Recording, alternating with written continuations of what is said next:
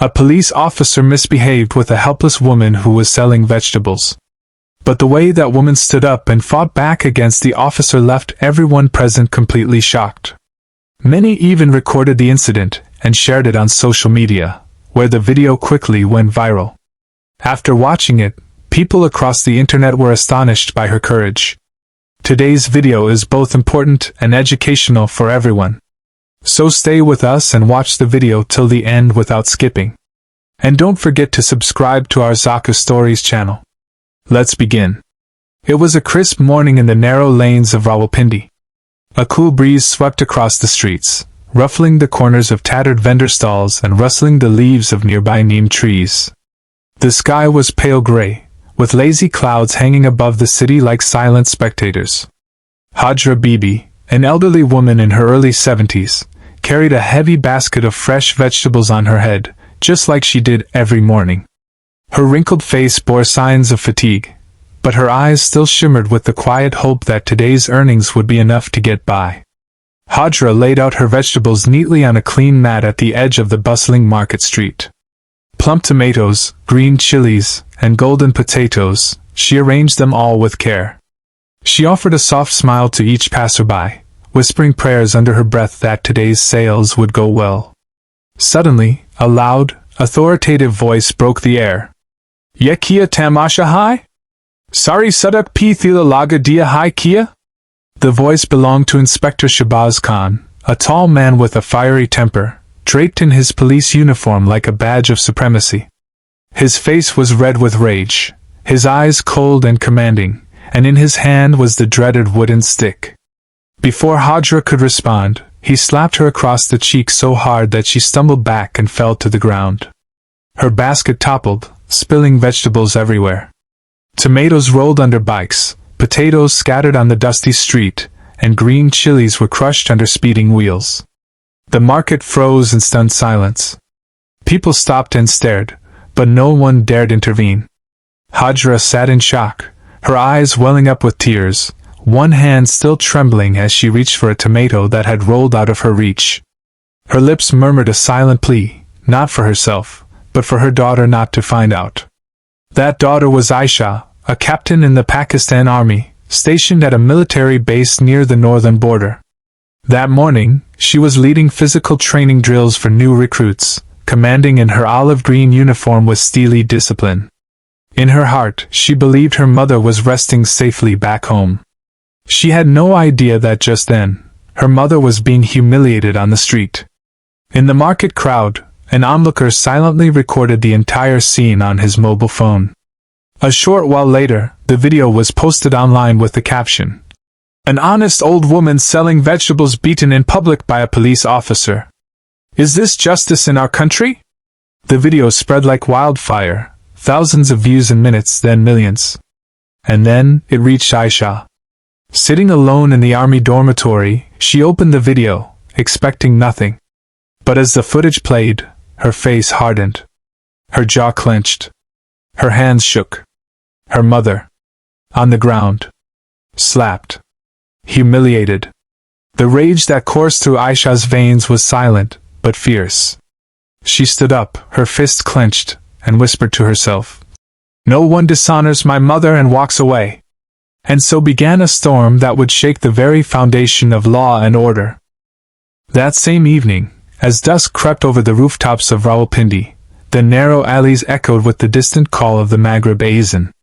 Inside a modest brick house with faded green shutters, an elderly voice trembled. "Kaun hai? It's me, Ami. Aisha. Please open the door." Hajra Bibi's heart dropped. Her fingers froze around the dough she was kneading. She hadn't expected her daughter to arrive, especially not tonight. But the voice was unmistakable. With shaky steps, she reached the door and opened it. There stood Aisha, no longer in uniform, but dressed in a plain red salwar kameez.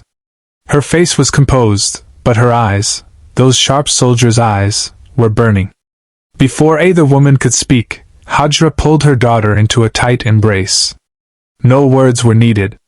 Their tears said it all. Aisha's anger met her mother's pain in the silence between them. Once inside, Aisha sat her mother down and looked her square in the eye. Why didn't you tell me, Amy? She asked, her voice steady but quivering beneath. Why did you keep this from me? Hajra lowered her gaze. Beta, you serve the nation. I didn't want to worry you. These things happen. Policemen lose their temper. I thought it would pass. Aisha's fists clenched. No, Amy. This isn't something small. He humiliated you, in public. You could have been hurt. People watched and said nothing. And you want me to let it go? Just then, a knock came at the door. A group of neighborhood women entered, faces tight with concern and curiosity. One of them, Safia Appa, whispered, We saw the video, Aisha. It was awful. That inspector crossed all lines. Did you see it too? Aisha nodded. Yes. I saw everything. And I won't stay silent. Some of the women murmured in agreement. Others tried to placate her. Beta, don't stir trouble. He's a police officer. They can make your life miserable. Just forget it. We all have to live here. But Aisha stood, tall and unflinching. I am not just someone's daughter. I am a soldier. And I will get justice for my mother. The next morning, Aisha prepared quietly. She wore a clean white shower kameez, pinned her dupatta firmly, and tied her hair back. As she moved to leave, Hajra Bibi reached for her hand. Think before you act, Mary John, she whispered. The world doesn't always stand with truth. Aisha smiled faintly. Then I will walk alone. But I won't walk away. She stepped out into the street, the same street where her mother had been dishonored. The neighbors peeked from windows. Children played with mock seriousness, pretending to be police. Men murmured among themselves, casting glances. The viral video had turned into gossip, then opinion, and now into quiet shame. Aisha hailed the rickshaw. As she rode toward the police station, her gaze drifted across the street, and there he was. Inspector Shabazz Khan. Leisurely sipping tea by a stall, still in uniform, still exuding arrogance. Aisha's eyes flared, but she kept moving. She was not here to scream. She was here to bring justice. Real justice. The kind that echoed beyond fists and fear. The rickshaw halted in front of the Central Police Station, a crumbling colonial-era structure with rusting gates and faded blue signage. Aisha stepped out, her feet firm on the gravel path leading to the entrance. A security guard at the gate looked up from his newspaper and asked, Madam, what's your business here? I'm here to file a complaint, she said calmly. My mother was assaulted on the street by an officer of this station. The guard squinted at her, suddenly recognizing her face from the viral video. His posture stiffened with unease. You're her daughter, aren't you? We've all seen the footage. It's everywhere. Aisha didn't respond. She simply walked past him and entered the building. Inside, the stale scent of old files and ink mingled with the faint aroma of chai. A constable sitting at the front desk looked up as she approached. Yes, madam? Who do you want to meet? I want to file an official complaint against Inspector Shabazz Khan, she said. He slapped my mother and destroyed her stall in public. The constable fumbled with his pen. Inspector Shabazz is on leave, he mumbled. He's not in the station. Aisha's lips curled into a cold smile. Yes, I saw him this morning, sipping tea in the market. Leave, is it? Or hiding in plain sight? Just then, the guard from outside entered behind her and whispered something into the constable's ear. The constable nodded, then hesitated. Madam, if you'd like to wait, our station officer, DSP Amir, will be here shortly. Within minutes, a tall, serious-looking officer walked in through the side corridor. His nameplate read, DSP Amir. He approached them with composed authority. You're Captain Aisha, aren't you? He asked. Yes. I've come to file a complaint against your officer, Inspector Shabazz Khan. He gestured for her to follow him into his office. Once seated across the table, he spoke. Captain, I watched the video. It's troubling, no doubt. But before we proceed, may I see your credentials? Without a word, Aisha pulled her ID card from her handbag and placed it on the desk. The DSP examined it, then gave a respectful nod. You've served the nation. That deserves respect. And your mother, what happened to her? It's unacceptable. He opened a drawer and pulled out a complaint form. Tell me everything. We'll start a formal investigation. But I must ask, what are your expectations from this? Aisha looked directly into his eyes.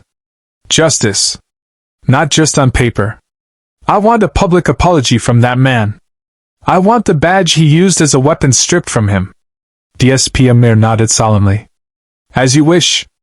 We'll begin proceedings immediately. By the end of that hour, the paperwork was complete. The complaint was filed. A copy of the viral video was attached as evidence. And the storm had officially begun. As Aisha exited the station, she didn't head home.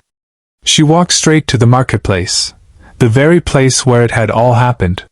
The sun was beginning to dip, casting long shadows across the street. The same vendors were there. The same bystanders. But now, their eyes followed her with guilt and tension. Aisha began approaching each shopkeeper, each vendor, one by one. Did you see what happened that day? Do you know who recorded the video? Will you speak the truth on record? But each question was met with silence. Avoided gazes. Shrugged shoulders. Some said, we weren't there. Others muttered, it's better to stay out of police matters. Aisha's heart sank. The truth she was fighting for, the truth they all had witnessed, was now locked behind cowardice. Until, from a distance, a teenage boy stepped forward. Skinny, hesitant, no older than 19. Baji, he said softly. My name is Umar. I recorded that video. Aisha turned to face the boy. Umar's voice trembled, but his eyes held something rare, conviction. Baji, I didn't mean to create a scene. But when I saw what that officer did to your mother, I couldn't stay silent. I didn't know who she was, but I knew it was wrong. Aisha's expression softened. Do you still have the original video? The full version unedited? Without hesitation, Umar pulled out his phone. His fingers tapped swiftly, and within seconds, he opened a folder titled Sabzi Walianti. He played the clip. There it was, raw and complete. The full footage of Inspector Shabaz's slap, Hajra Bibi's stumble, the vegetables scattering across the street, and the silent crowd. Aisha watched it with clenched teeth and a storm rising in her chest. When the video ended, she looked at him. Can you send it to me? Umar nodded. Right now, Baji. But please, don't mention my name. If they find out I don't want trouble. Aisha gently placed a hand on his shoulder. You've done the right thing. And the right thing is never weakness. I promise, your name will stay safe. You are protected. Umar forwarded the video via Bluetooth. As it transferred, Aisha pulled her laptop from her backpack. She opened a new folder and labeled it Proof for Justice. The first file, Umar's unedited video. The second, a scanned copy of the FIR registered earlier that day. The third, her own handwritten statements, pointed, powerful questions meant not just for the department, but for society at large. That evening, she emailed the entire case file to 3 key contacts, Rawalpindi Police Commissioner, Deputy Commissioner South, and the Pakistan Human Rights Council. Along with it, she wrote a clear statement. This is not just about a slap. It is about power, dignity, and justice. Within 48 hours, the fire she had lit began to spread. The video now reappeared, on national news channels, in WhatsApp groups, in social media debates. Commentators raised questions. Has our police forgotten compassion? Has justice become a privilege? And then came the summons. A high-level emergency meeting was called at the Rawalpindi Police Headquarters. Present, the police commissioner, the DCP, and a representative from the Women's Protection Bureau. The commissioner laid out the complaint, the evidence, and the video. This is no longer a disciplinary matter, he announced. It is a human rights violation. Inspector Shabaz Khan must be held accountable, not only internally, but in court. The decision was unanimous. Effective immediately, Shahbaz Khan, suspended. Charges: assault, public misconduct, and abuse of power. The headlines hit that very evening. Police officer suspended for assaulting elderly vendor in Rawalpindi. Public outcry forces action. News anchors reported the story with urgency. Social media turned it into a symbol. Memes, hashtags, and justice slogans flooded the platforms. Back home, Hajra Bibi sat on her charpai, listening to neighborhood women show her the news on their phones. Her hands trembled as she saw her name on the screen. Her eyes welled up, not in pain, but in disbelief. Aisha stood beside her, silent. She didn't smile. She didn't boast. She just said, "This is only the beginning, Ami. The battle isn't over yet." A week later, a formal departmental inquiry was initiated against Inspector Shahbaz Khan. The location: the Commissioner's office, Rawalpindi. Present in the room were three key figures: an ex-High Court judge, a senior female officer from the Women's Protection Bureau, and an IPS officer representing the disciplinary committee. Aisha sat across from them as a complainant, dressed in a formal black suit, her military ID displayed on the table. The committee began the session with the presentation of all submitted evidence: the viral video, the FR, Umar's witness statement, and a collection of social media reports and public responses. Then came the moment of reckoning. Inspector Shahbaz was called in. He entered in civilian clothes, noticeably nervous. The arrogance once painted on his face had dimmed. His eyes darted nervously around the room.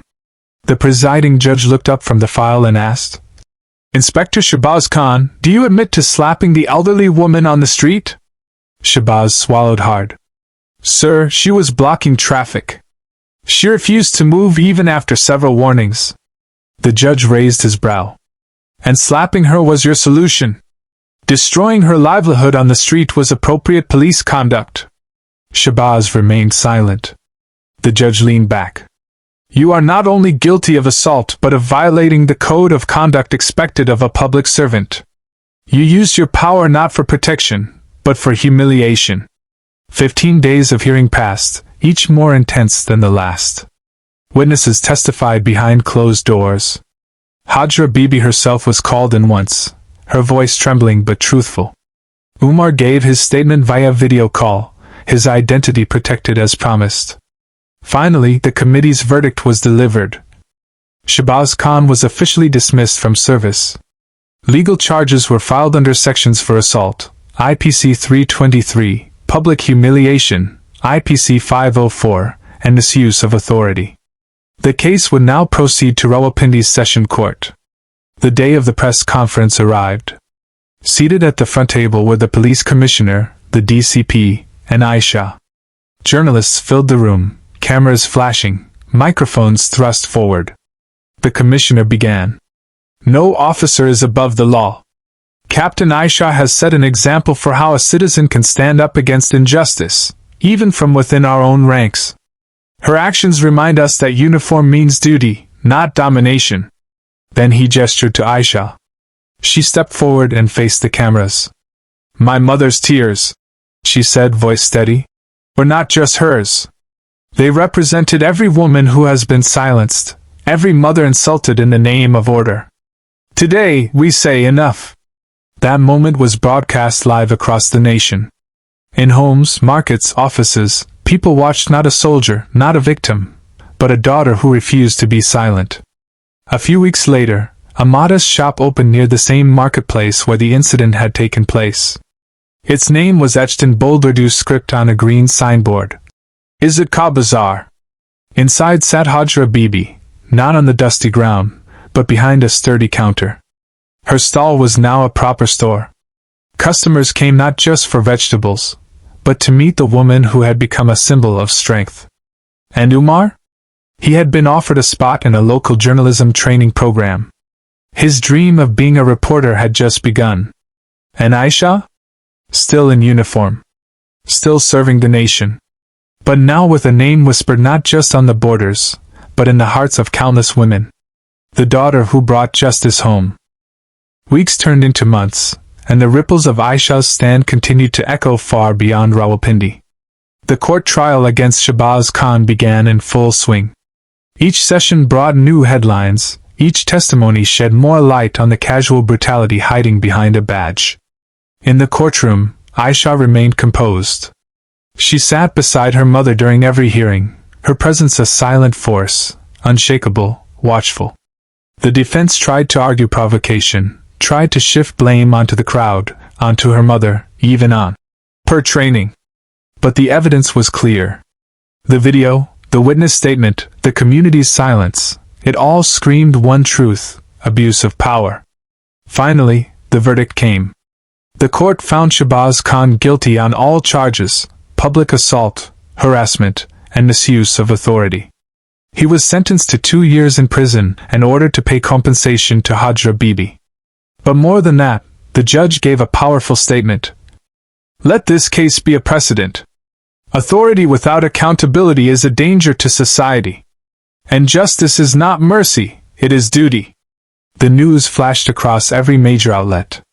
Aisha's photo was printed in black and white, standing beside her mother outside the courthouse, a faint smile on her lips. Hajra Bibi, once just a vendor on the street, now gave public talks at community centers about dignity, self-worth, and courage. Local women began organizing themselves, forming a support circle named Awazi Izzat, the voice of dignity. The Izzat Ka Bazaar store grew in popularity. People came from different towns just to shake hands with Hajra, to sit and hear her speak, and to feel inspired. Aisha helped her register it as a legal business, secured a small grant from the local development board, and even connected it with a women's employment program. Umar became a field correspondent for a rising digital news channel. His reporting style, grounded, humble, and always centered on truth, earned him fast respect. When asked who inspired him, he always replied, Auntie Hajra and Captain Aisha. But Aisha never claimed heroism. She refused awards. She avoided spotlights. I didn't fight because I wanted recognition, she once told a group of cadets during a leadership session. I fought because silence is betrayal, especially when it comes to your mother. Her words became etched on the walls of that training center. One morning, months later, as Hajra Bibi opened the shutters of her shop, she saw a young woman standing outside, silent, unsure, with a bruised lip and folded arms. Ami said you help women like us, the girl whispered. Hajra smiled gently. Yes, Beta. Come inside. And so it began again.